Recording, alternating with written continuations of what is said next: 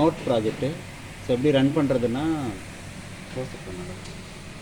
So run பண்ணுறது first command வந்து இது, second command bash, third command activate, fourth command node. இது நாலும் கொடுத்துருங்க.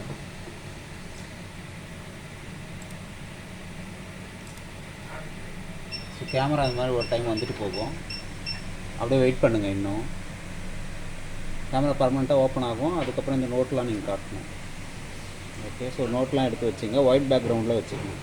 ஸோ பேக்ரவுண்டில் வைக்கும்போது நீங்கள் இந்த மாதிரி ஒரு ஒயிட் பேக்ரவுண்ட் வச்சுட்டு இந்த மாதிரி நோட்டை வச்சுருங்க. ஸோ அப்படி வச்சிங்கன்னா உங்களுக்கு பக்காவாக வரும்.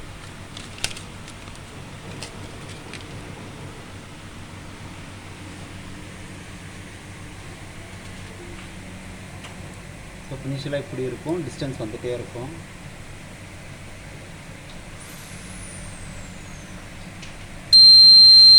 ஸோ ஆப்ஜெக்ட் வந்ததுன்னா அது மாதிரி பஸர் அடிச்சுட்டு இதுவும் ஆகிடும். வைப்ரேஷன் மோட்டரும் இருக்குது. ஓகே, வந்துச்சுன்னா ரிலே வித் பஸர். ஓகே, ரெண்டு வரும். ஸோ இதில் என்ன பண்ணுறீங்க அப்படின்னா நீங்கள் வந்து நோட் இப்படி காமிச்சிடணும் கேமரா முன்னாடி.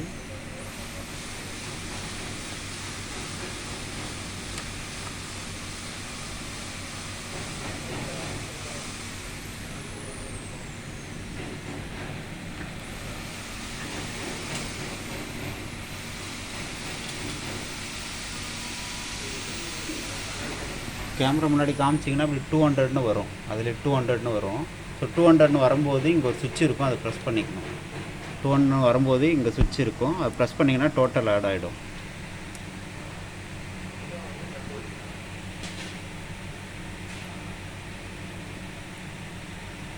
ஸோ பார்த்தீங்கன்னா டோட்டல் அமௌண்ட் வந்து 200ன்னு வந்துடும். டோட்டல் அமௌண்ட்டு 200ன்னு வந்துடும். ஸோ அதுக்கப்புறம் அப்படியே ப்ரெஸ் பண்ண ஒன்று ஒன்று ஆட் ஆகிட்டே வரும்.